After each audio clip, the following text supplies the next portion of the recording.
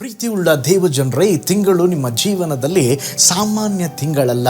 ಇದು ಕಣಿವೆಯಿಂದ ವಿಜಯದತ್ತ ಸಾಗುವ ತಿಂಗಳು, ನಷ್ಟದಿಂದ ಆಶೀರ್ವಾದಕ್ಕೆ ಮುನ್ನುಗ್ಗುವ ತಿಂಗಳು, ಕಣ್ಣೀರಿನಿಂದ ಸಾಕ್ಷಿಗೆ ಹೋಗುವಂಥ ತಿಂಗಳು.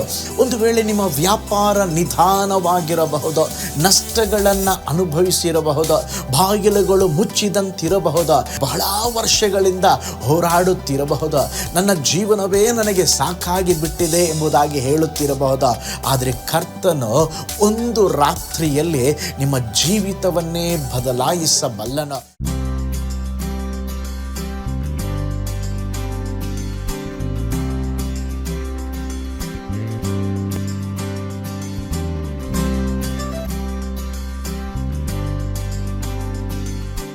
ಪ್ರೀತಿಯುಳ್ಳ ದೇವಜನರೇ, ನಿಮ್ಮೆಲ್ಲರಿಗೂ ಯೇಸು ಕ್ರಿಸ್ತನ ಶ್ರೇಷ್ಠವಾದ ನಾಮದಲ್ಲಿ ವಂದನೆಗಳು. ಈ ನೂತನ ತಿಂಗಳ ಮೊದಲ ದಿನದಲ್ಲಿ ತಮ್ಮೆಲ್ಲರನ್ನು ನೋಡುವುದರಲ್ಲಿ ನಾನು ಬಹಳ ಸಂತೋಷವುಳ್ಳವನಾಗಿದ್ದೇನೆ. ತಂದೆಯಾದ ದೇವರಿಂದಲೂ ನಮ್ಮ ಕರ್ತನಾದ ಯೇಸು ಕ್ರಿಸ್ತನಿಂದಲೂ ನಿಮಗೆ ಕೃಪೆಯೂ ಶಾಂತಿಯೂ ಆಗಲಿ. ನಾವು ಹೊಸ ತಿಂಗಳಿಗೆ ಪ್ರವೇಶಿಸಿದ್ದೇವೆ. ಈ ವರ್ಷದ 4 ತಿಂಗಳು ದೇವರು ನಮ್ಮನ್ನು ಕಣ್ಮನೆ ಹಾಗೆ ಕಾಪಾಡಿ ಈ ಮೇ ತಿಂಗಳಲ್ಲಿ ದೇವರು ನಮ್ಮನ್ನು ಕರೆದುಕೊಂಡು ಬಂದಿದ್ದಾರೆ. ಜಸ್ಟ್ ಸ್ವಲ್ಪ ಹಿಂದಕ್ಕೆ ನೋಡ್ರಿ, ಕಳೆದ 4 ತಿಂಗಳು ಅದ್ಭುತವಾಗಿ ನಮ್ಮನ್ನು ನಡೆಸಿಕೊಂಡಂತ ಬಂದ ದೇವರು ಈ ತಿಂಗಳು ಕೂಡ ಅದ್ಭುತವಾಗಿ ನಡೆಸಲಿಕ್ಕಿದ್ದಾರೆ. ನಮ್ಮ ಜೀವಿತ ದೇವರ ಕೈಗಳಲ್ಲಿ ಒಪ್ಪಿಸಿಕೊಟ್ಟು ದೇವರ ವಾಗ್ದಾನವನ್ನು ಹಿಡಿದುಕೊಂಡು ಪ್ರಾರ್ಥನೆಯಿಂದ ಸ್ತೋತ್ರ ಮುನ್ನುಗ್ಗುವ ಆ ತಿಂಗಳು ಯಾವಾಗಲೂ ಆಶೀರ್ವಾದವಾಗಿರುತ್ತದೆ. ಈ ಸೇವೆಗಾಗಿ ಅನೇಕರು ಪ್ರಾರ್ಥಿಸುತ್ತಾ ಇದ್ದೀರಾ. ಈ ಸೇವೆಯ ಮೂಲಕ ನೀವು ದೈವಿಕವಾದ ಆಶೀರ್ವಾದಗಳನ್ನು ಹೊಂದಿಕೊಳ್ಳುತ್ತಾ ಇದ್ದೀರಾ. ಕೆಲವರು ಅದ್ಭುತವಾದ ಸಾಕ್ಷಿಯನ್ನು ನಮ್ಮೊಂದಿಗೆ ಹಂಚಿಕೊಳ್ಳುತ್ತಿದ್ದೀರಾ. ಅವೆಲ್ಲವುಗಳನ್ನು ಕೇಳಿ ನಾವು ಕರ್ತನ ನಾಮವನ್ನು ಮಹಿಮೆಪಡಿಸುತ್ತೇವೆ. ಅದು ಮಾತ್ರವಲ್ಲ, ಈ ಸೇವೆಯನ್ನು ನೆನಪು ಮಾಡಿಕೊಂಡು ನಿಮ್ಮ ಅಮೂಲ್ಯವಾದ ಕಾಣಿಕೆಗಳನ್ನು ಬಿತ್ತುತ್ತಿದ್ದೀರಾ. ನಿಶ್ಚಯವಾಗಿ ದೇವರು ನಿಮ್ಮನ್ನು, ನಿಮ್ಮ ಕುಟುಂಬವನ್ನು, ನಿಮ್ಮ ಕೈ ಪ್ರಯಾಸಗಳನ್ನು ಇನ್ನೂ ಹೇರಳವಾಗಿ ಆಶೀರ್ವಾದ ಮಾಡಲಿ. ಇಂದು ಸಂಜೆ 7 ಗಂಟೆಗೆ ಬೆಂಗಳೂರು ಪಟ್ಟಣದಲ್ಲಿ ಕೋರಮಂಗಲದಲ್ಲಿ ನೂತನ ತಿಂಗಳ ಆಶೀರ್ವಾದ ಕೂಟ ಇರುತ್ತದೆ. ಸಂಜೆ 7 ಗಂಟೆಗೆ ಆರಂಭವಾಗುತ್ತದೆ. ನೀವು ಬೆಂಗಳೂರು ಪಟ್ಟಣದಲ್ಲಿ ಇರುವುದಾದರೆ ಈ ದೈವಿಕ ಆಶೀರ್ವಾದ ಕೂಟದಲ್ಲಿ ಭಾಗಿಯಾಗಿ ಕುಟುಂಬದ ಆಶೀರ್ವಾದವನ್ನು ಪಡೆಯಲು ಹೊಂದಲು ನೀವು ಈ ಕೂಟದಲ್ಲಿ ಬಂದು ಭಾಗಿಯಾಗ್ರಿ. ದೇವರು ನಿಮ್ಮನ್ನು ಧಾರಾಳವಾಗಿ ಆಶೀರ್ವಾದ ಮಾಡಲಿ. ಈ ಹೊಸ ತಿಂಗಳಲ್ಲಿ ಕೂಡ ಒಂದು ಹೊಸ ವಾಗ್ದಾನವನ್ನು ದೇವರು ನಮಗಾಗಿ ಇಟ್ಟಿದ್ದಾರೆ. ಆ ವಾಗ್ದಾನದ ಮೂಲಕ ಈ ತಿಂಗಳೆಲ್ಲ ದೇವರು ನಿಮ್ಮನ್ನು ಅದ್ಭುತವಾಗಿ ನಡೆಸಲಿಕ್ಕಿದ್ದಾರೆ.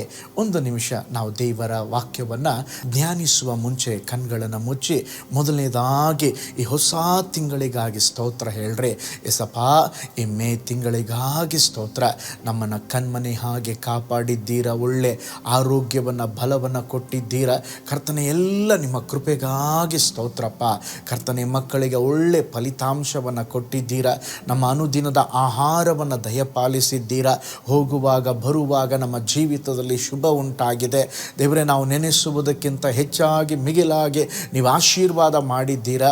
ನಿಮ್ಮ ಎಲ್ಲ ಮೇಲುಗಳನ್ನು, ಉಪಕಾರಗಳನ್ನು ನೆನಪು ಮಾಡಿಕೊಂಡು ದೇವರೇ ನಾವು ನಿಮ್ಮ ನಾಮವನ್ನು ಘನಪಡಿಸುತ್ತೇವೆ, ಸ್ತುತಿಸುತ್ತೇವೆ. ಅದು ಮಾತ್ರವಲ್ಲಪ್ಪ, ಈ ಮೇ ತಿಂಗಳು ಕೂಡ ನಮಗೊಂದು ಆಶೀರ್ವಾದದ ತಿಂಗಳಾಗಿ ಮಾರ್ಪಡಿಸಿಕೊಡ್ರಿ. ಅದ್ಭುತವಾದ ವಾಗ್ದಾನವನ್ನು ನಮ್ಮ ಜೊತೆಯಲ್ಲಿ ನೀವು ಮಾತನಾಡ್ರಿ. ನೀವು ಮಾತನಾಡಲಿಕ್ಕಿದ್ದೀರಾ, ನಿನ್ನ ಜನರನ್ನು ಆಶೀರ್ವದಿಸಲಿಕ್ಕಿದ್ದೀರಾ. ಅದಕ್ಕಾಗಿ ನಿಮಗೆ ಸ್ತೋತ್ರ, ಯೇಸುವಿನ ಹೆಸರಿನಲ್ಲಿ ತಂದೆಯೇ, ಆಮೇನ್. Price lord. ಈ ಹೊಸ ತಿಂಗಳಲ್ಲಿ ಸ್ತೋತ್ರ, ದೇವರು ಅದ್ಭುತವಾಗಿ ನಮ್ಮನ್ನು ನಡೆಸಲಿಕ್ಕಿದ್ದಾರೆ. ನಿಶ್ಚಯವಾಗಿ ನಿಮ್ಮ ಜೀವನ ಇರುವ ಹಾಗೆ ಇರುವುದಿಲ್ಲ. ನೀವು ಬಯಸುವುದಕ್ಕಿಂತ ಹೆಚ್ಚಾಗಿ ದೇವರು ಆಶೀರ್ವದಿಸಲಿಕ್ಕಿದ್ದಾರೆ. ನಿಮ್ಮ ಹೃದಯದ ಇಷ್ಟಾರ್ಥಗಳನ್ನು ದೇವರು ನೆರವೇರಿಸಲಿಕ್ಕಿದ್ದಾರೆ. ಈ ತಿಂಗಳು ಸಹ ದೇವರು ಒಂದು ಅದ್ಭುತವಾದಂಥ ವಾಗ್ದಾನವನ್ನು ನಮಗೋಸ್ಕರವಾಗಿ ಇಟ್ಟಿದ್ದಾರೆ. ಹೋಶಾಯನ ಬರೆದ ಪ್ರವಾದನೆ ಗ್ರಂಥ 2ನೇ ಅಧ್ಯಾಯ 15ನೇ ವಚನ. ಆ ಕೋರಿನ ತಗ್ಗನ್ನೇ ನಿರೀಕ್ಷೆಯ ದ್ವಾರವನ್ನಾಗಿ ಮಾಡುವೆನು. ನೋಡ್ರಿ, ಈಗ ಓದಿದ ವಾಕ್ಯ ಭಾಗದಲ್ಲಿ ದೇವರು ಹೇಳುತ್ತಿದ್ದಾರೆ, ಆ ಕೋರಿನ ತಗ್ಗನ್ನೇ ನಿರೀಕ್ಷೆಯ ದ್ವಾರವನ್ನಾಗಿ ಮಾಡುವೆನು. ನಾವೆಲ್ಲರೂ ನಮ್ಮ ಜೀವಿತದಲ್ಲಿ ಕಷ್ಟಗಳನ್ನು ಮತ್ತು ನಮಗೆ ಅರ್ಥವಾಗದ ವಿಷಯಗಳ ಮಧ್ಯದಲ್ಲಿ ನಾವು ಹಾದು ಹೋಗುತ್ತೇವೆ. ವೈದ್ಯಕೀಯ ವರದಿ ಅದು ಒಳ್ಳೆಯದಾಗದೇ ಇರಬಹುದು, ಡಾಕ್ಟರ್ ಹೇಳಿದ ಮಾತುಗಳು ನಿಮ್ಮನ್ನು ಭಯಪಡಿಸಿರಬಹುದು, ಆದರೆ ಕೊನೆಯ ಮಾತುಗಳು ಡಾಕ್ಟರ್ ಹೇಳುವುದು ಅಲ್ಲ, ಸ್ತೋತ್ರ, ವೈದ್ಯಕೀಯ ಲೋಕ ಹೇಳುವಂಥದ್ದಲ್ಲ. ನಮ್ಮ ಕುರಿತು ದೇವರು ಒಳ್ಳೆಯ ರಿಪೋರ್ಟನ್ನು ಅವರು ಕೊಡಲಿಕ್ಕಿದ್ದಾರೆ. ನೀವು ಅನಾರೋಗ್ಯದ ಕಣಿವೆಯಲ್ಲಿ ಇರಬಹುದು, ಆದರೆ ದೇವರು ನಿಮಗೆ ಸ್ವಸ್ಥತೆಯ ದ್ವಾರವನ್ನು ನಿಮ್ಮ ಜೀವಿತದಲ್ಲಿ ತೆರೆಯಲಿಕ್ಕಿದ್ದಾರೆ. ಒಂದು ವೇಳೆ ನಿಮ್ಮ ವ್ಯಾಪಾರ ನಿಧಾನವಾಗಿರಬಹುದು, ನಷ್ಟಗಳನ್ನು ಅನುಭವಿಸಿರಬಹುದು, ಬಾಗಿಲುಗಳು ಮುಚ್ಚಿದಂತಿರಬಹುದು, ಆದರೆ ದೇವರು ಈ ತಿಂಗಳು ಒಂದು ಆಶೀರ್ವಾದದ ಒಂದು ಹೆಬ್ಬಾಗಿಲನ್ನು ದೇವರು ನಿಮಗೋಸ್ಕರ ಇಡಲಿಕ್ಕಿದ್ದಾರೆ. ನೋಡ್ರಿ, ನೀವು ಬಹಳ ವರ್ಷಗಳಿಂದ ಹೋರಾಡುತ್ತಿರಬಹುದು, ನನ್ನ ಜೀವನವೇ ನನಗೆ ಸಾಕಾಗಿ ಬಿಟ್ಟಿದೆ ಎಂಬುದಾಗಿ ಹೇಳುತ್ತಿರಬಹುದು, ಆದರೆ ಕರ್ತನು ಒಂದು ರಾತ್ರಿಯಲ್ಲಿ ನಿಮ್ಮ ಜೀವಿತವನ್ನೇ ಬದಲಾಯಿಸಬಲ್ಲನು, ನಿಮ್ಮ ಸನ್ನಿವೇಶಗಳನ್ನೇ ಬದಲಾಯಿಸಬಲ್ಲನು. ನಿಮ್ಮ ಜೀವಿತದಲ್ಲಿ ಹೊಸ ಬಾಗಿಲುಗಳನ್ನು ದೇವರು ತೆರೆಯುವ ದೇವರಾಗಿದ್ದಾರೆ. ನೋಡ್ರಿ, ನೀವು ಕಣಿವೆಯಲ್ಲಿ ಉಳಿಯುವುದಿಲ್ಲ, ನೀವು ಜಯದತ್ತ ಸಾಗುವಿರಿ.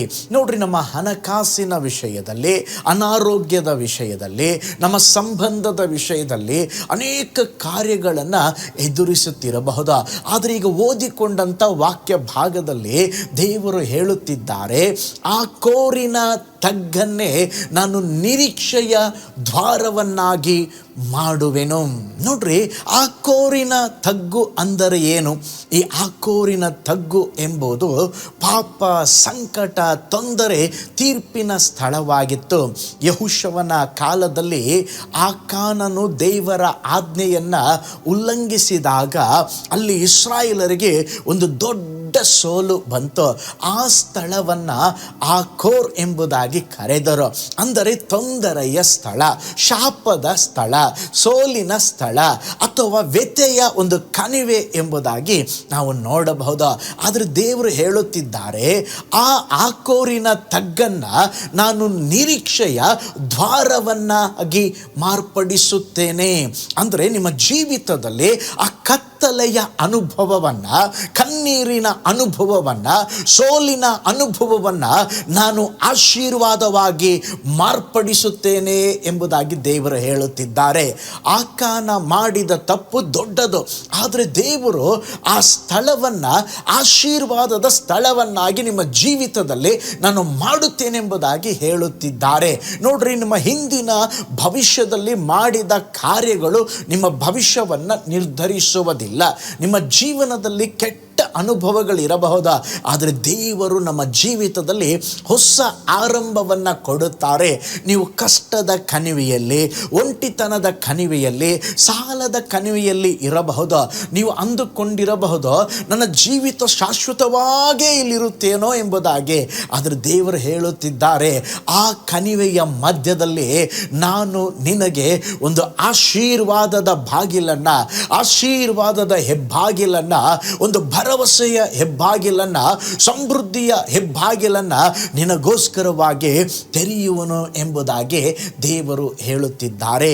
ಪ್ರೀತಿಯುಳ್ಳ ದೇವಜನರೇ, ಇಂದು ನೀವು ಯಾವ ಕಣಿವೆಯಲ್ಲಿದ್ದೀರೋ ನನಗೆ ಗೊತ್ತಿಲ್ಲ, ಆದರೆ ಒಂದು ಸತ್ಯವನ್ನು ಹೇಳುತ್ತೇನೆ, ಕಣಿವೆ ನಿಮ್ಮ ಅಂತ್ಯವಲ್ಲ, ಅದು ದೇವರು ನಿಮಗಾಗಿ ತೆರೆಯುವ ಆಶೀರ್ವಾದದ ಬಾಗಿಲಾಗಿರುತ್ತದೆ. ಈ ಕಣಿವೆ ಎನ್ನುವಂಥದ್ದು ದೇವರು ನಿಮ್ಮನ್ನು ಪ್ರಿಪೇರ್ ಮಾಡುವಂಥ ಸ್ಥಳ, ನಿಮ್ಮನ್ನು ಸಿದ್ಧಪಡಿಸುವಂಥ ಸ್ಥಳ. ಈ ಕಣಿವೆ ಎನ್ನುವಂಥದ್ದು ಒಂದು ಪರೀಕ್ಷೆಯ ಸ್ಥಳ. ಈ ಕಣಿವೆ ಎನ್ನುವಂಥದ್ದು ನಿನ್ನ ಜೀವಿತದಲ್ಲಿ ಉನ್ನತಿಗೆ ನಡೆಸುವಂಥ ಸ್ಥಳ. ಆದರೆ ಅನೇಕ ಸಾರಿ ನಾವು ಕಣಿವೆಯಲ್ಲಿ ಇರುವುದಕ್ಕೆ ಬಯಸುವುದಿಲ್ಲ, ಆದರೆ ಕಣಿವೆ ಇಲ್ಲದೆ ಪರ್ವತವು ಸಿಕ್ಕುವುದಿಲ್ಲ. ಪರೀಕ್ಷೆ ಇಲ್ಲದೆ ಹೇಗೆ ಸ್ತೋತ್ರ ನಮ್ಮ ಜೀವಿತದಲ್ಲಿ ಮೇಲು ಒಂದು ಹೊಂದುವಂಥ ಅನುಭವ ಸಿಗುವುದಿಲ್ಲವೋ, ಅದೇ ವಿಧದಲ್ಲಿ ನಮ್ಮ ಜೀವಿತದಲ್ಲಿ ಕಣಿವೆಯಿಂದ ದೇವರು ಆಶೀರ್ವಾದಕ್ಕೆ ನಮ್ಮನ್ನು ನಡೆಸುವಂಥವರಾಗಿದ್ದಾರೆ. ಇದೇ ಸಂಗತಿ ದಾವೀದನ ಜೀವನದಲ್ಲಿ ಸಂಭವಿಸಿತು. ಅವನು ಏಲ ಕಣಿವೆಯಲ್ಲಿ ಗೋಲಿಯಾತ ಎಂಬ ರಾಕ್ಷಸನನ್ನು ಎದುರಿಸಿದನು. ಇದು ಆಕಸ್ಮಿಕವಾಗಿರಲಿಲ್ಲ. ದೇವರು ಕಣಿವೆಯಲ್ಲಿ ದಾವೀದನ ಜೀವಿತದಲ್ಲಿ ಯುದ್ಧವನ್ನು ಅನುಮತಿಸಿದರು. ಏಕೆಂದರೆ ಅಲ್ಲಿ ಒಂದು ಜಯ ದಾವೀದನು ಸಾಧಿಸಬೇಕಾಗಿತ್ತು. 40 ದಿನಗಳ ಕಾಲ ಪ್ರತಿದಿನ ಬೆಳಿಗ್ಗೆ ಸಂಜೆ ಗೋಲಿಯಾತನು ಬರುತ್ತಿದ್ದನು, ಬೆದರಿಸುತ್ತಿದ್ದನು, ಪರಿಹಾಸ್ಯ ಮಾಡುತ್ತಿದ್ದನು. ನೋಡ್ರಿ, ಸಮಸ್ಯೆಗಳು ಸಹ ಹೀಗೆ ಗೋಲಿಯಾತನ ರೀತಿಯಲ್ಲಿ ಪ್ರತಿದಿನ ಬರುತ್ತಿದ್ದರು. ನಾವು ಭಯಪಡುವುದು ಬೇಡ. ಆ ಸಮಸ್ಯೆಗಳು ಕಣ್ಣಿಗೆ ಕಾಣದ ಹಾಗೆ ಸಂಪೂರ್ಣವಾಗಿ ಒಂದು ಪರಿಹಾರ ಕೊಡುವಂಥ ಒಂದು ದಿನವನ್ನು ದೇವರು ನಮ್ಮ ಜೀವಿತದಲ್ಲಿ ಇಟ್ಟಿರುತ್ತಾರೆ. ನೋಡ್ರಿ, ಇಸ್ರಾಯೇಲರು ಅವನು ಬಂದು ಭಯಪಡಿಸಿದಾಗ ಏನು ಮಾಡಿದರು? ಕೆಲವರು ಓಡಿ ಹೋದರು, ಅಡಗಿಕೊಂಡ್ರು. ಅವರು ಭಯದಿಂದ ಜೀವಿಸುತ್ತಾ ಇದ್ದರು. ಎಲ್ಲರೂ ಅದೇ ಕಣಿವೆಯಲ್ಲಿದ್ದರು. ಎಲ್ಲರೂ ಆ ರಾಕ್ಷಸನನ್ನು ನೋಡಿದರು. ಆದರೆ ಅದೇ ಕಣಿವೆಯಲ್ಲಿ ದಾವೀದನು ಇದ್ದಾನೆ. ಆದರೆ ಆ ದಾವೀದನು ಈ ದೊಡ್ಡ ರಾಕ್ಷಸನನ್ನು ನೋಡಿದಾಗ ಅವನು ಓಡಲಿಲ್ಲ, ಅವನು ಭಯಪಡಲಿಲ್ಲ, ಅವನು ಮಾತಾಡಿದನ್ರಿ. ಯಾರ ಬಗ್ಗೆ? ಆ ದೊಡ್ಡ ರಾಕ್ಷಸನ ಬಗ್ಗೆ ಅಲ್ಲ. ಓ ಸ್ತೋತ್ರ. ಅವನು ಯಾರ ಬಗ್ಗೆ ಮಾತನಾಡಿದನಂತ ಹೇಳಿದ್ರೆ, ನನ್ನ ದೇವರು ದೊಡ್ಡವನು ಎಂಬುದಾಗಿ ಮಾತನಾಡಿದ. ಮಾತನಾಡುವುದು ಮಾತ್ರವಲ್ಲ, ಸವಾಲನ್ನು ಸ್ವೀಕರಿಸಿದ. ನೋಡ್ರಿ, ಅವನು ಹೇಳುತ್ತಿದ್ದಾನೆ ಗೋಲಿಯಾತನಿಗೆ, ನೀನು ಆಯುಧಗಳೊಂದಿಗೆ ಬರುತ್ತಿದ್ದೀಯ, ನಾನು ಯೆಹೋವನ ನಾಮದಲ್ಲಿ ಬರುತ್ತೇನೆ. ನೋಡ್ರಿ, ನಮ್ಮ ಜೀವಿತದಲ್ಲಿ ನಾವು ಭಯದಿಂದ ಮಾತಾಡಿದರೆ ಸೋಲು ಬರುತ್ತದೆ, ನಂಬಿಕೆಯಿಂದ ಮಾತಾಡಿದರೆ ವಿಜಯ ಬರುತ್ತದೆ. ನೋಡ್ರಿ, ಇಂದು ಸಹ ಆ ಏಲ ಕಣಿವೆಯಲ್ಲಿ ಗೋಲಿಯಾತನು ಬಂದು ಅನೇಕರನ್ನ ಭಯಪಡಿಸಿದ ಹಾಗೆ ಇವತ್ತು ನಮಗೆ ಅಂಥ ಕಣಿವೆ ಅಕ್ಷರಶವಾಗಿ ನಾವು ಶಾರೀರಿಕವಾಗಿ ನೋಡುವುದಾದರೆ ಅವು ಇಲ್ಲ. ಆದರೆ ಆತ್ಮೀಕ ರಣರಂಗದಲ್ಲಿ, ನಮ್ಮ ಆಲೋಚನೆಗಳಲ್ಲಿ, ನಮ್ಮ ಮನಸ್ಸಿನಲ್ಲಿ ಸ್ತೋತ್ರ ಅಂತ ಒಂದು ಅನುಭವ ಬರುತ್ತದೆ. ನಿನಗೆ ಆಗುವುದಿಲ್ಲ, ನಿನ್ನ ಜೀವಿತದಲ್ಲಿ ಇನ್ನೂ ಗುಣವಾಗುವುದಿಲ್ಲ, ನೋಡು ದೊಡ್ಡ ಸಮಸ್ಯೆ ಎಂಬುದಾಗಿ ಪ್ರತಿ ದಿವಸ ಶತ್ರುವಾದವನು ಮಾತನಾಡುತ್ತಿರುತ್ತಾನೆ. ಆದರೆ ದಾವೀದನ ರೀತಿಯಲ್ಲಿ ನಾವು ಮಾತನಾಡಬೇಕು. ಗೋಲಿಯಾತನು ದೊಡ್ಡವನಲ್ಲ, ನನ್ನ ದೇವರು ದೊಡ್ಡವನು. ದಾವೀದನು ಅದನ್ನೇ ಹೇಳಿದನ್ರಿ. ನೋಡ್ರಿ, ನಿಮ್ಮ ಸಮಸ್ಯೆಯನ್ನ ನೀವು ದೊಡ್ಡದಾಗಿ ಮಾಡಿದರೆ ನಿಮಗೆ ಭಯ ಬರುತ್ತದೆ. ಆದರೆ ನಿಮ್ಮ ಜೀವಿತದಲ್ಲಿ ದೇವರನ್ನ ದೊಡ್ಡದಾಗಿ ನೋಡಿದರೆ ಜಯ ಬರುತ್ತದೆ. ಇನ್ನೊಂದು ಸಾರಿ ಹೇಳ್ತೇನೆ, ನಿಮ್ಮ ಸಮಸ್ಯೆಯನ್ನ ನೀವು ದೊಡ್ಡದಾಗಿ ನೋಡಿದ್ರೆ ನಿಮ್ಮ ಜೀವಿತದಲ್ಲಿ ಭಯ ಬರುತ್ತದೆ. ನಿಮ್ಮ ಜೀವಿತದಲ್ಲಿ ದೇವರನ್ನ ದೊಡ್ಡದಾಗಿ ನೋಡಿದರೆ ನಿಮಗೆ ಜಯ ಬರುವಂಥದ್ದಾಗಿದೆ. ನೋಡ್ರಿ, ಅರಸನಾದ ಸೌಲನು ಸಹ ದಾವೀದನಿಗೆ ಹೇಳಿದಪ್ಪ, ನೀನು ಚಿಕ್ಕವನು, ನಿನಗೆ ಅನುಭವ ಇಲ್ಲ, ನಿನಗೆ ಆಗುವುದಿಲ್ಲ. ನೋಡ್ರಿ, ಜನರು ನಮ್ಮ ಸುತ್ತಲೂ ಹೀಗೇ ಹೇಳುತ್ತಿರುತ್ತಾರೆ. ಒಂದು ವೇಳೆ ನಮ್ಮ ಕುಟುಂಬಸ್ಥರೇ ಹೇಳುತ್ತಾ ಇರ್ತಾರೆ, ರೀ ಇದನ್ನು ಮಾಡಬೇಡ್ರಿ, ಇದಾಗೋದಿಲ್ಲ, ಇದು ಆಗುವ ಕೆಲಸವಲ್ಲ. ಆದರೆ ನಾನು ಹೇಳುತ್ತೇನೆ, ನೀವು ದೇವರ ಮೇಲೆ ಭರವಸೆ ಇಟ್ಟಿರುವಾಗ, ನೀವು ಹಾದು ಹೋಗುವ ಅದು ಕಣಿವೆಯಾಗಿದ್ದರೂ ಕೂಡ ಆ ಕಣಿವೆಯಲ್ಲಿ ದೇವರು ನಿಮಗೆ ಒಂದು ಜಯವನ್ನ, ಒಂದು ಬಿಡುಗಡೆಯನ್ನ ಕೊಡುವವರಾಗಿದ್ದಾರೆ.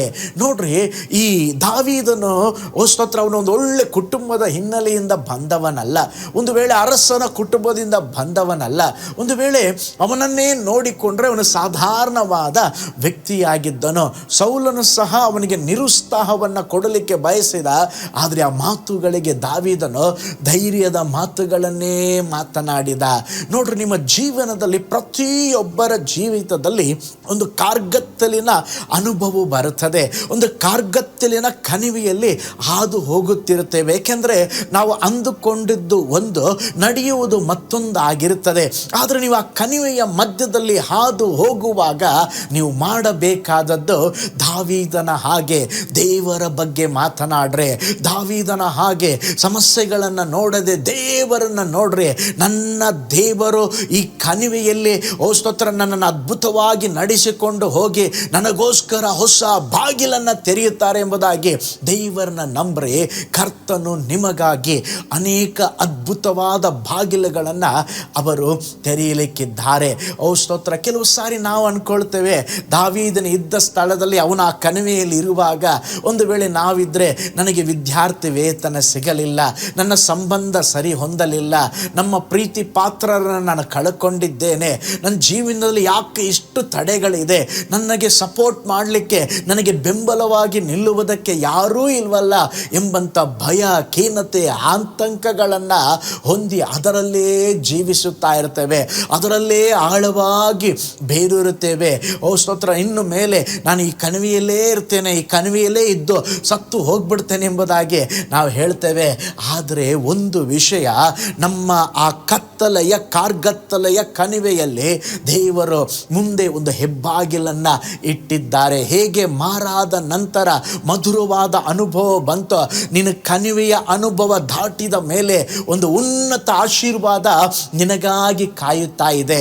ಎಲ್ಲವೂ ಸರಿ ಇಲ್ಲವಾ? ನೀವು ಕಣಿವೆಯ ಅವಸ್ಥೆಯಲ್ಲಿದ್ದೀರಾ, ಆ ಕಣಿವೆಯ ಮಧ್ಯದಲ್ಲಿ ಹಾದು ಹೋಗುತ್ತಿದ್ದೀರಾ, ಅದು ಬಹಳ ಕಷ್ಟಕರವಾದ ಸಮಯ. ಆ ಸಮಯದಲ್ಲಿ ನೀನು ದೇವರನ್ನ ಗಟ್ಟಿಯಾಗಿ ಹಿಡ್ಕೋಬೇಕು, ದೇವರ ಬಗ್ಗೆ ನೀನು ಮಾತನಾಡಬೇಕು.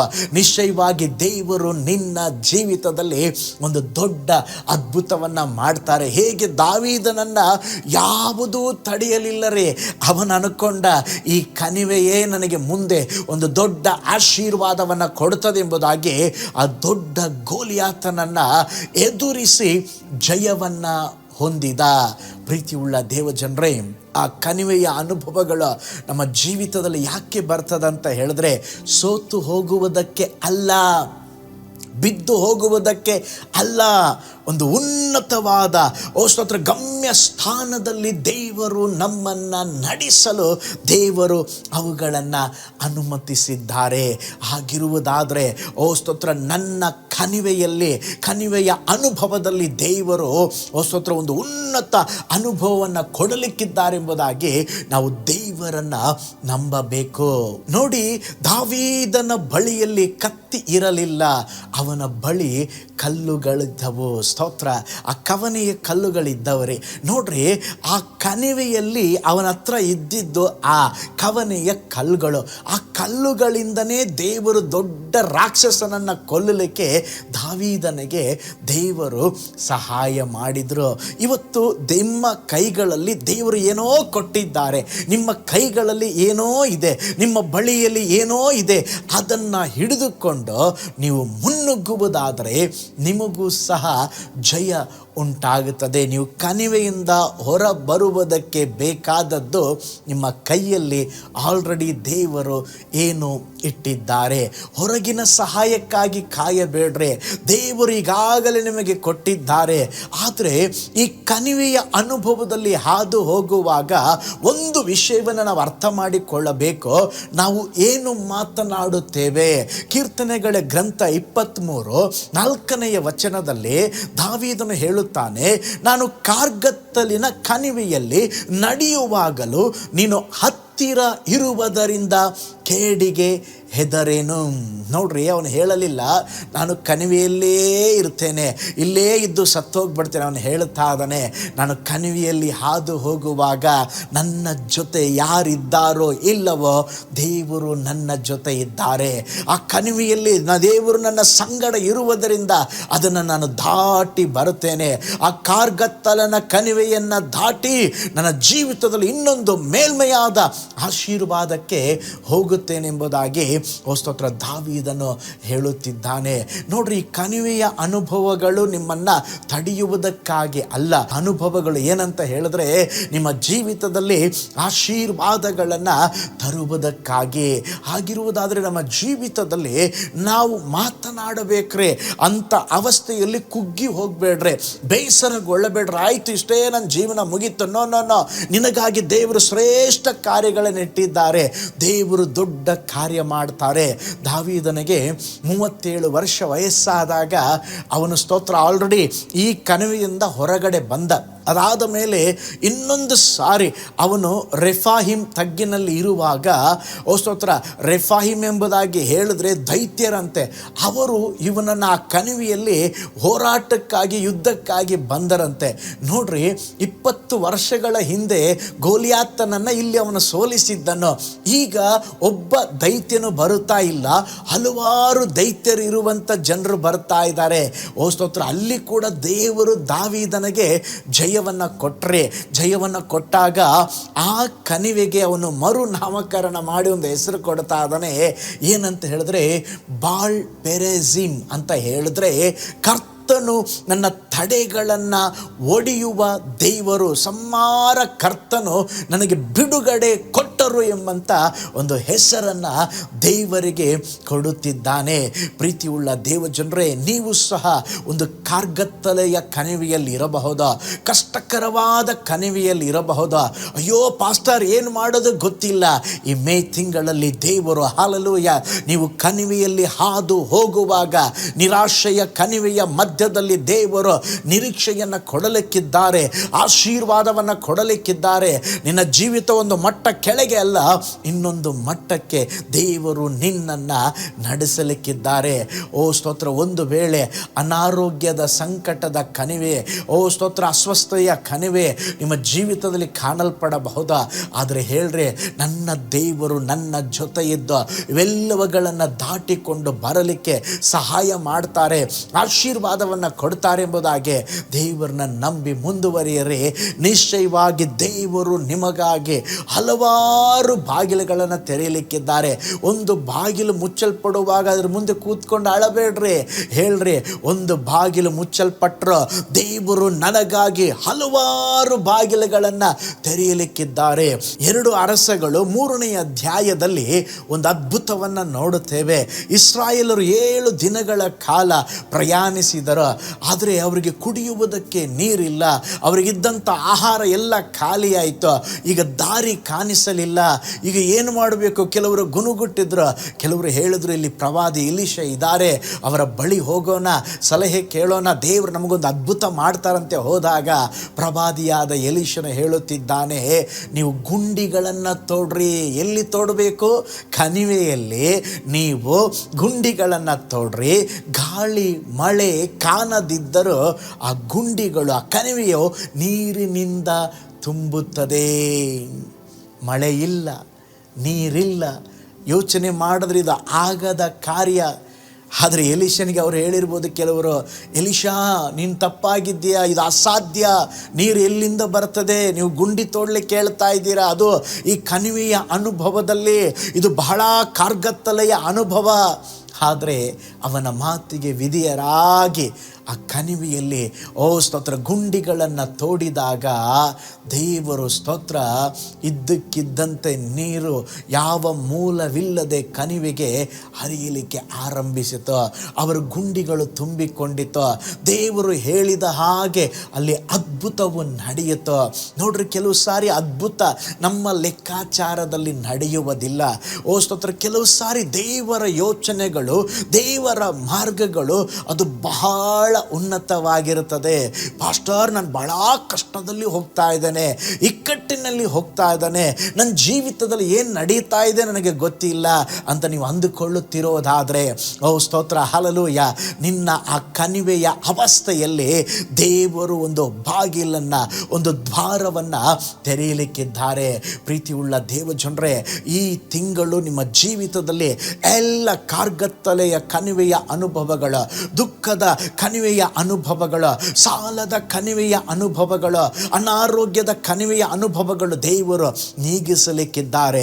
ಸ್ತೋತ್ರ, ದೇವರು ನಿನಗೆ ಒಂದು ಅದ್ಭುತವನ್ನ ಮಾಡಲಿಕ್ಕಿದ್ದಾರೆ. ನೋಡ್ರಿ, ದೇವರು ಅದ್ಭುತವನ್ನ ಮಾಡುವುದಕ್ಕೆ ಸ್ತೋತ್ರ ಅವರಿಗೆ ನಾವು ಹೇಳಿಕೊಡಬೇಕಾದ ಅವಶ್ಯಕತೆ ಇಲ್ಲ. ಅವರ ಅದ್ಭುತ ಸ್ವರೂಪನಾದ ದೇವರು. ಕೆಲವು ಸಾರಿ ಅವರ ಆ ಸ್ತೋತ್ರ ಕಾರ್ಯಗಳು ನಮಗೆ ಅರ್ಥವಾಗುವುದೇ ಇಲ್ಲ. ಆದರೆ ಪ್ರತಿಯೊಂದು ಕಾರ್ಯ ಸಮಯದಲ್ಲಿ ದೇವರು ನಮಗೋಸ್ಕರ ಅದ್ಭುತಗಳನ್ನು ಮಾಡುವ ದೇವರಾಗಿದ್ದಾರೆ. ನೋಡ್ರಿ, ಇನ್ನೊಂದು ಬೈಬಲಲ್ಲಿ ಇನ್ನೊಂದು ಕಣಿವೆ ಇದೆ. ಯೆಹೋಷಾಫಾಟನು, ಅವನ ವಿರುದ್ಧವಾಗಿ 3 ಅರಸರುಗಳು ಬರುತ್ತಾ ಇದ್ದಾರೆ. ಅವನಿಗೇನು ಮಾಡಬೇಕು ಗೊತ್ತಿಲ್ಲರೆ ಪ್ರಾರ್ಥನೆ ಮಾಡಿದ, ಉಪವಾಸ ತಕ್ಕೊಂಡು ಎಲ್ಲರೂ ದೇವರನ್ನ ಹುಡುಕಿದಾಗ ದೇವರು ಒಂದು ದೊಡ್ಡ ಅದ್ಭುತವನ್ನು ಮಾಡಿದರು. ಅವರವರುಗಳೇ ಕತ್ತಿ ತಿವಿಕೊಂಡು ಎಲ್ಲರೂ ಸತ್ತು ಹೋಗ್ಬಿಟ್ರು. ಸತ್ತು ಹೋದ ಮೇಲೆ ಅಲ್ಲಿ ಬಂದಾಗ ಅಲ್ಲಿ ಒಂದು ಹೆಸರು ಕೊಡುತ್ತಾ ಇದ್ದಾರೆ, ಬೆರಕ ಎಂಬುದಾಗಿ. ಆ ಕಣಿವೆಗೆ ಒಂದು ಹೆಸರು ಕೊಡುತ್ತಾ ಇದ್ದಾರೆ, ಬೆರಕ, ಸ್ತುತಿಯ ಕಣಿವೆ. ದೇವರು ಅವರಿಗಾಗಿ ಅದ್ಭುತವನ್ನು ಮಾಡಿದಂಥ ಒಂದು ಕಣಿವೆ. ನೋಡ್ರಿ, ಅಲ್ಲಿ ದೇವರನ್ನ ಸ್ತುತಿಸಿ ಮಹಿಮೆ ಪಡಿಸಿದರು. ನಮ್ಮ ಜೀವಿತದಲ್ಲಿ ಕೂಡ ನಿಮ್ಮ ಕಾರ್ಗತ್ತಲೆಯ ಕಣಿವೆಯಲ್ಲಿ, ನಿಮ್ಮ ಜೀವಿತದ ಕಣಿವೆಯ ಅವಸ್ಥೆಯಲ್ಲಿ ಹಾದು ಹೋಗುವಾಗ ದೇವರನ್ನು ಸ್ತುತಿಸರಿ. ಓ ಸ್ತೋತ್ರ. ಪೌಲ ಸೀಲರು ಹೇಗೆ ಆ ಮಧ್ಯರಾತ್ರಿಯಲ್ಲಿ ಸ್ತುತಿ ಸ್ತೋತ್ರ ಮಾಡಿದಾಗ ಸೆರೆಮನೆಯ ಬಾಗಿಲುಗಳು ತೆರೆದುಕೊಂಡವು. ಮೀನಿನ ಹೊಟ್ಟೆಯಲ್ಲಿ ಯೋನನ್ನು ಸ್ತುತಿಸಿದಾಗ ಆ ಮೀನು ವನ ನೆಲದಲ್ಲಿ ಕಾರಿ ಬಿಡ್ತಂತೆ. ನೋಡ್ರಿ, ಅದೇ ವಿಧದಲ್ಲಿ ನಮ್ಮ ಜೀವಿತದಲ್ಲಿ ಓ ಸ್ತೋತ್ರ ದೇವರನ್ನ ದೃಷ್ಟಿಸೋಣ. ನಾನು ಯಾವ ಅನುಭವದಲ್ಲಿ ಹಾದು ಹೋದ್ರೋ ಕರ್ತನು ನನಗೊಂದು ಅದ್ಭುತವನ್ನು ಮಾಡ್ತಾರೆ. ನನ್ನ ವ್ಯಾಪಾರವನ್ನು ಆಶೀರ್ವದಿಸ್ತಾರೆ. ನಾನು ಕಳ್ಕೊಂಡ ಆರೋಗ್ಯವನ್ನು ತಿರುಗಿ ಕೊಡಲಿಕ್ಕಿದ್ದಾರೆ. ನಷ್ಟಪಟ್ಟ ನನ್ನ ಕುಟುಂಬ ಜೀವಿತವನ್ನು ತಿರುಗಿ ದೇವರು ಕಟ್ಟಿ ಎಬ್ಬಿಸಲಿಕ್ಕಿದ್ದಾರೆ ಎಂಬುದಾಗಿ ದೇವರನ್ನ ನಂಬಿ ಓ ಸ್ತೋತ್ರ ನಿಮ್ಮ ಕಣಿವೆಯಲ್ಲಿ ದೇವರನ್ನು ಸ್ತುತಿಸುವುದಕ್ಕೆ ಆರಂಭಿಸಿರಿ.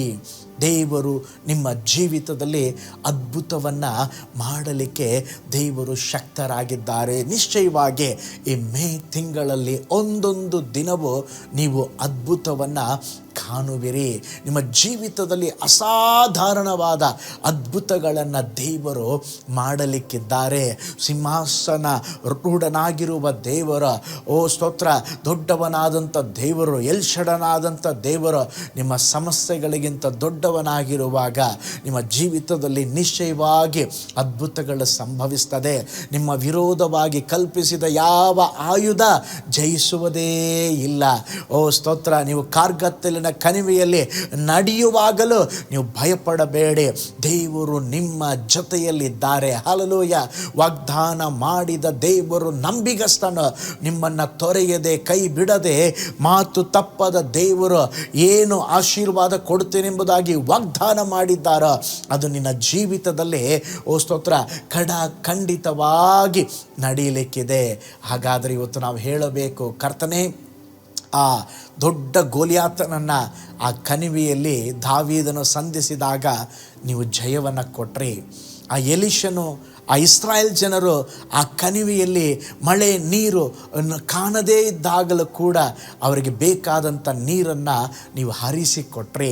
ಅದು ಮಾತ್ರವಲ್ಲ, ಆ ಬೆರಕ ತಗ್ಗಿನಲ್ಲಿ ಆ ಸ್ತುತಿ ಸ್ತೋತ್ರಗಳ ಮಧ್ಯದಲ್ಲಿ ವೈರಿಗಳನ್ನು ನೀವು ಹೊಡೆದೋಡಿಸಿದಿರಿ, ವೈರಿಗಳನ್ನು ನೀವು ಸಂಹರಿಸಿಬಿಟ್ರಿ.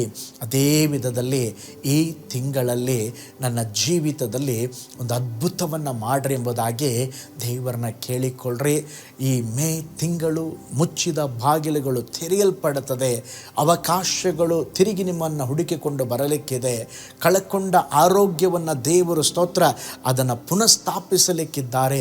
ನಿಮ್ಮ ಕುಟುಂಬದಲ್ಲಿ ಶಾಂತಿ ಸಮಾಧಾನ ನೆಲೆಯಾಗಿರುತ್ತದೆ. ಕೊನೆಯದಾಗಿ ಕೀರ್ತನೆಗಾರನು ಹೇಳುವ ಪ್ರಕಾರವಾಗಿ ಹೇಳ್ರೆ, ನಾನು ಕಾರ್ಗತ್ತಲಿನ ಕಣಿವೆಯಲ್ಲಿ ನಡೆಯುವಾಗ ದೇವರು ನನ್ನ ಹತ್ತಿರವಿರುವುದರಿಂದ ನಾನು ಕೇಡಿಗೆ ಹೆದರೇನು. ಆಕೋರಿನ ತಗ್ಗನ್ನು ನಿರೀಕ್ಷೆಯ ದ್ವಾರವನ್ನಾಗಿ ಕರ್ತನು ಮಾಡುವನು. ಅಂದರೆ ನಿಮ್ಮ ಆ ಕಣಿವೆಯ ಅನುಭವಗಳಲ್ಲಿ ಓ ಸ್ತೋತ್ರ ದೇವರು ನಿರೀಕ್ಷೆಯನ್ನು, ಬಲವನ್ನು, ಆಶೀರ್ವಾದವನ್ನು ಕೊಡಲಿಕ್ಕಿದ್ದಾರೆ. ಹಾಗಿರುವುದಾದರೆ ಈ ತಿಂಗಳು ನಂಬೋಣ. ಆಕೋರಿನ ತಗ್ಗನ್ನು ನಿರೀಕ್ಷೆಯ ದ್ವಾರವನ್ನಾಗಿ ಮಾಡುವ ದೇವರು ನನ್ನ ಕಣಿವೆಯ ಅವಸ್ಥೆಗಳನ್ನು ನೀಗಿಸಿ, ನನ್ನ ದುಃಖದ ಅನುಭವಗಳನ್ನು ನೀಗಿಸಿ ದೇವರು ನನಗೊಂದು ಜಯವನ್ನು ಕೊಡಲಿಕ್ಕಿದ್ದಾರೆ. ಕಣ್ಗಳನ್ನು ಮುಚ್ಚೋಣ, ನಾವು ಪ್ರಾರ್ಥನೆ ಮಾಡೋಣ. ಜಸ್ಟ್ ದೇವರನ್ನು ದೃಷ್ಟಿಸಿರಿ. ಪ್ರತಿಯೊಬ್ಬರೂ ಒಂದು ಕಣಿವೆಯ ಅವಸ್ಥೆಯಲ್ಲಿ ಹಾದು ಹೋಗುತ್ತಿರಬಹುದು. ಈ ಮೇ ತಿಂಗಳಲ್ಲಿ ದೇವರು ಅವುಗಳ ಮಧ್ಯದಲ್ಲಿ ಒಂದು ಅದ್ಭುತವನ್ನು ಮಾಡಲಿಕ್ಕಿದ್ದಾರೆ. ಆ ಕಾರ್ಗತ್ತಲೆಯ ಕಣಿವೆಯಲ್ಲಿ ದೇವರು ಬೆಳಕಾಗಿ ನಿಮ್ಮ ಜೊತೆಯಲ್ಲಿದ್ದಾರೆ. ಓ ಸ್ತೋತ್ರ. ವೈರಿಯ ನಮ್ಮನ್ನು ಜೀವಿತವನ್ನು ಹಾಳು ಮಾಡಲಿಕ್ಕೆ ಬರುವ ವೈರಿಯನ್ನೇ ದೇವರು ಸಂಹರಿಸಲಿಕ್ಕಿದ್ದಾರೆ, ಜಯವನ್ನು ಕೊಡಲಿಕ್ಕಿದ್ದಾರೆ.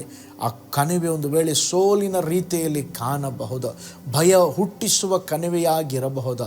ದೇವರು ಜಯವನ್ನು ಕೊಡಲಿಕ್ಕಿದ್ದಾರೆ, ಒಂದು ಬಿಡುಗಡೆಯನ್ನು ಕೊಡಲಿಕ್ಕಿದ್ದಾರೆ. ದೇವರಿಗೆ ಸ್ತೋತ್ರ ಮಾಡ್ರಿ. Hallelujah. Thank you Jesus. Glory to God. ಕರ್ತನೇ ನಿಮಗೆ ಸ್ತೋತ್ರಪ್ಪ. ಆ ಕೋರಿನ ತಗ್ಗನ್ನು ನಿರೀಕ್ಷೆಯ ದ್ವಾರವನ್ನಾಗಿ ಮಾಡುವೆನೆಂಬುದಾಗಿ ಹೇಳಿದ್ದೀರಾ. ಈ ಮೇ ತಿಂಗಳಲ್ಲಿ ಕೂಡ ಅನೇಕರ ಜೀವಿತದಲ್ಲಿ ಒಂದು ಕಣಿವೆಯ ಅವಸ್ಥೆಗಳಪ್ಪ, ಹೋರಾಟದ ಅನುಭವಗಳಪ್ಪ, ಸಮಸ್ಯೆಯ ಅನುಭವಗಳು ಸ್ವಾಮಿ, ಏನು ನಡೀತಾ ಇದೆ ಎಂಬುದಾಗಿ ಗೊತ್ತಿಲ್ಲದ ಅನುಭವಗಳಪ್ಪ. ಈ ತಿಂಗಳು ಸ್ವಾಮಿ ಎದುರು ನೋಡದ ಆಶೀರ್ವಾದಗಳು ನಿನ್ನ ಮಕ್ಕಳ ಜೀವಿತದಲ್ಲಿ ಸಂಭವಿಸಲಿ. ಯಾವೆಲ್ಲ ಕಾರ್ಯಗಳ ಮಧ್ಯದಲ್ಲಿ ಹಾದು ಹೋಗುತ್ತಿದ್ದಾರೋ ಒಂದು ದೊಡ್ಡ ಬಿಡುಗಡೆಯನ್ನು ಕೊಡಬೇಕೆಂಬುದಾಗಿ ನಾನು ಪ್ರಾರ್ಥಿಸ್ತೇನೆ. ಈ ಮೇ ತಿಂಗಳಲ್ಲಿ ನಿಮ್ಮ ದೈವಿಕವಾದ ಕರ ಒಂದೊಂದು ಕುಟುಂಬದ ಮೇಲೆ ಇಳಿದು ಬರಲಿ ಸ್ವಾಮಿ. ಜಯದ ಮೇಲೆ ಜಯವನ್ನು ಕೊಡ್ರಿ. ಹಾಲೆಲೂಯ. ಎಲ್ಲ ಕಣ್ಣೀರಿನ ಅವಸ್ಥೆಗಳು ನೀಗಿ ಹೋಗಲಿ. ನಷ್ಟಪಟ್ಟ ಆರೋಗ್ಯ ಯೇಸುವಿನ ನಾಮದಲ್ಲಿ ತಿರುಗಿ ಒಳ್ಳೆ ಆರೋಗ್ಯವನ್ನು ಹೊಂದಿಕೊಳ್ಳಲೆ. ಮುಚ್ಚಲ್ಪಟ್ಟ ಬಾಗಿಲು ಯೇಸುವಿನ ನಾಮದಲ್ಲಿ ತೆರೆಯಲ್ಪಡಲಿ ಸ್ವಾಮಿ. ನಿನ್ನ ಮಕ್ಕಳು ಮಾಡುವ ಎಲ್ಲ ಕೈ ಪ್ರಯಾಸಗಳು ಆಶೀರ್ವದಿಸಲ್ಪಡಲಿ. ಮೇ ತಿಂಗಳು ದೈವಿಕ ಆಶೀರ್ವಾದ ಉಂಟಾಗಲಿ. ಆ ಕಣಿವೆಯ ಅನುಭವದಲ್ಲಿ ಸ್ವಾಮಿ ನಡೆದು ಹೋಗುತ್ತಿರುವಾಗ ಅದರಿಂದ ಒಂದು ಉನ್ನತ ಅನುಭವಕ್ಕೆ, ಅದರಿಂದ ಒಂದು ಮೇಲ್ಮೆಯಾದ ಅನುಭವಕ್ಕೆ ನಿಮ್ಮ ಮಕ್ಕಳನ್ನು ಕರೆದುಕೊಂಡು ಹೋಗ್ರಿ ಸ್ವಾಮಿ. ಶತ್ರುವಾದವನು ಒಂದು ದಾರಿಯಿಂದ ಬರುವವನು 7 ದಾರಿಯಲ್ಲಿ ಓಡಿ ಹೋಗ್ಲಪ್ಪ. ನಿನ್ನ ಮಕ್ಕಳ ಅನ್ನಪಾನಗಳನ್ನು ಆಶೀರ್ವಾದ ಮಾಡ್ರಿ. ನಿಮ್ಮ ದಿವ್ಯಕರ ಒಬ್ಬೊಬ್ಬರ ಸಂಗಡ ಇರಲಿ ಸ್ವಾಮಿ. ತಿಂಗಳು ಮಾಡುವ ಎಲ್ಲ ಕೈ ಪ್ರಯಾಸಗಳು, ಅವರ ಕುಟುಂಬ ಜೀವಿತ, ಮಕ್ಕಳು, ದೇವರೆಲ್ಲವನ್ನು ಒಪ್ಪಿಸಿಕೊಡುತ್ತೇವೆ. ನೀವೇ ನಿಮ್ಮ ಮಕ್ಕಳಿಗೆ ಒಳ್ಳೆಯದು ಮಾಡ್ರಿ. ಹಾಗೆ ಮಾಡುವುದಕ್ಕಾಗಿ ಸ್ತೋತ್ರ ಯೇಸುವಿನ ಹೆಸರಿನಲ್ಲಿ ತಂದೆಯೇ, ಆಮೆನ್. Price lord. ಈ ನೂತನ ತಿಂಗಳಲ್ಲಿ ಆ ಕೋರಿನ ತಗ್ಗನ್ನು ನಿರೀಕ್ಷೆಯ ದ್ವಾರವನ್ನಾಗಿ ಮಾಡ್ತೇನೆಂಬುದಾಗಿ ವಾಗ್ದಾನ ಮಾಡಿದ ಹಾಗೆ ನಿಮ್ಮ ಜೀವಿತದಲ್ಲಿ ಯಾವುದೆಲ್ಲ ಕಣಿವೆಯಲ್ಲಿ ಹಾದು ಹೋಗುತ್ತಿದ್ದೀರೋ, ಆ ಸವಾಲುಗಳಲ್ಲಿ ಹಾದು ಹೋಗುತ್ತಿದ್ದೀರೋ, ಅದರ ಮಧ್ಯದಲ್ಲಿ ದೇವರು ಒಂದು ದೊಡ್ಡ ಬಿಡುಗಡೆಯನ್ನು, ಜಯವನ್ನು ನಿಮಗೆ ಕೊಡಲಿಕ್ಕಿದ್ದಾರೆ. ನೀವು ಅದ್ಭುತವಾದ ಸಾಕ್ಷಿಯನ್ನು ಹೇಳಲಿಕ್ಕಿದ್ದೀರಾ. ಒಂದೊಂದು ದಿನವೂ ಎದುರು ನೋಡದ ಸ್ಥಳದಲ್ಲಿ ಕರ್ತನು ನಿಮಗಾಗಿ ಅದ್ಭುತವನ್ನು ಮಾಡುವುದನ್ನು ನಿಮ್ಮ ಕಣ್ಗಳು ಕಾಣಲಿಕ್ಕಿದೆ. ಸ್ತೋತ್ರ. ಕಳೆದ 4 ತಿಂಗಳು ಯಾವುದೆಲ್ಲ ತಾಪತ್ರೆಗಳು, ಯಾವುದೆಲ್ಲ ಹೋರಾಟಗಳು, ಯಾವುದೆಲ್ಲ ಸವಾಲುಗಳು ನಿಮ್ಮನ್ನು ಅಂಟಿಕೊಂಡು ಹಿಂಬಾಲಿಸುತ್ತಾ ಬಂದಿದೆಯೋ, ಈ 5ನೇ ತಿಂಗಳಲ್ಲಿ ಎಲ್ಲ ಕಾರ್ಯಗಳಲ್ಲಿ ದೇವರು ಅವುಗಳನ್ನು ನೀಗಿಸಿ ಅವುಗಳನ್ನು ನೀವು ಕಾಣುವುದೇ ಇಲ್ಲ. ದೇವರೊಂದು ದೊಡ್ಡ ಅದ್ಭುತವನ್ನು ಮಾಡಲಿಕ್ಕಿದ್ದಾರೆ. ನಿಮ್ಮ ಜೀವಿತದಲ್ಲಿ ದೇವರ ಅದ್ಭುತವನ್ನು ಮಾಡುವಾಗ ಅದ್ಭುತ ಸಾಕ್ಷಿಯನ್ನು ನಮ್ಮೊಂದಿಗೆ ಹಂಚಿಕೊಳ್ಳ್ರಿ. ಅದು ಮಾತ್ರವಲ್ಲ, ಇವತ್ತು ಬೆಂಗಳೂರು ಪಟ್ಟಣದಲ್ಲಿ 7 ಗಂಟೆಗೆ ಆಶೀರ್ವಾದದ ಕೂಟ ಇರುವಂಥದ್ದಾಗಿದೆ. ಬೆಂಗಳೂರು ಪಟ್ಟಣದಲ್ಲಿ ಇರುವುದಾದರೆ ಬಂದು ಭಾಗಿಯಾಗ್ರಿ. ನಿಮಗಾಗಿ, ನಿಮ್ಮ ಕುಟುಂಬಕ್ಕಾಗಿ ವಿಶೇಷವಾದ ಪ್ರಾರ್ಥನೆ ಮಾಡಲಾಗುವುದು. ಕರ್ತನು ನಿಮ್ಮನ್ನು, ನಿಮ್ಮ ಕುಟುಂಬವನ್ನು ಆಶೀರ್ವದಿಸಲಿ. ಮೇ ತಿಂಗಳು ನಿಮಗೆ ಆಶೀರ್ವಾದದ ತಿಂಗಳಾಗಿರಲಿ. ದೇವರು ನಿಮ್ಮನ್ನು, ನಿಮ್ಮ ಕುಟುಂಬವನ್ನು ಆಶೀರ್ವದಿಸಲಿ. God bless you all. ಕರ್ತನಲ್ಲಿ ಪ್ರಿಯರೇ, ಈ ಸಂದೇಶ ಮತ್ತು ಪ್ರಾರ್ಥನೆ ನಿಮಗೆ ಆಶೀರ್ವಾದಕರವಾಗಿದ್ದರೆ, ದೇವರು ನಿಮ್ಮನ್ನು ಪ್ರೇರೇಪಿಸಿದರೆ, ನಂಬಿಕೆಯಿಂದ ಸಾಗುವ ಈ ಸೇವೆಗೆ ನಿಮ್ಮ ಅಮೂಲ್ಯವಾದ ಕಾಣಿಕೆಯನ್ನು ಬಿತ್ತಿರಿ. ಪ್ರೀತಿಯ ದೇವಜನರೇ, ವಾಯ್ಸ್ ಆಫ್ ಹೋಪ್ ಮಿನಿಸ್ಟ್ರಿಯ ವತಿಯಿಂದ ಕೋರಮಂಗಲದಲ್ಲಿ ಪ್ರತಿ ಭಾನುವಾರ ಬೆಳಿಗ್ಗೆ 9:30ಕ್ಕೆ ಕನ್ನಡ ಆರಾಧನೆ ನಡೆಯುತ್ತಿದೆ. ಆತ್ಮಭರಿತವಾದ ಆರಾಧನೆ, ಮನಮುಟ್ಟುವ ಸಾಕ್ಷಿ, ಬಲಪಡಿಸುವ ದೇವ ಸಂದೇಶ. ಬನ್ನಿ, ನಮ್ಮೊಂದಿಗೆ ಭಾಗಿಯಾಗಿ ಕರ್ತನನ್ನು ಆರಾಧಿಸಿರಿ. ನೂತನ ತಿಂಗಳ ಆಶೀರ್ವಾದ ಕೂಟ ಪ್ರತಿ ತಿಂಗಳು ಮೊದಲ ದಿನ ಸಂಜೆ 7 ಗಂಟೆಗೆ. ಪ್ರತಿ ತಿಂಗಳು 2ನೇ ಶನಿವಾರ ಬಿಡುಗಡೆ ಉಪವಾಸ ಪ್ರಾರ್ಥನೆ ಕೂಟ ಬೆಳಿಗ್ಗೆ 10:30ಕ್ಕೆ. ನಿಮಗಾಗಿ ಪ್ರಾರ್ಥಿಸಬೇಕೆ? ನಿಮಗೆ ಯಾವುದಾದರೂ ಪ್ರಾರ್ಥನೆ ಮನವಿಗಳು ಇರುವುದಾದರೆ ಕೆಳಗಿನ ನಂಬರಿಗೆ ಕರೆ ಮಾಡಿ ಅಥವಾ ವಾಟ್ಸಪ್ ಮಾಡಿ. ಈ ಆತ್ಮಿಕ ಸಂದೇಶಗಳು ನಿಮಗೆ ಆಶೀರ್ವಾದಕರವಾಗಿದ್ದರೆ ಲೈಕ್ ಮಾಡಿರಿ. ಇಂಥ ಅದ್ಭುತ ಸಂದೇಶ ಪ್ರತಿದಿನ ನೋಡಲು ಬಯಸುವುದಾದರೆ ಸಬ್ಸ್ಕ್ರೈಬ್ ಮಾಡಿ ಹಾಗೂ ಇತರರೊಂದಿಗೆ ಶೇರ್ ಮಾಡಿರಿ. ಕರ್ತನು ನಿಮ್ಮನ್ನು ನಿಮ್ಮ ಕುಟುಂಬವನ್ನು ಆಶೀರ್ವದಿಸಲಿ.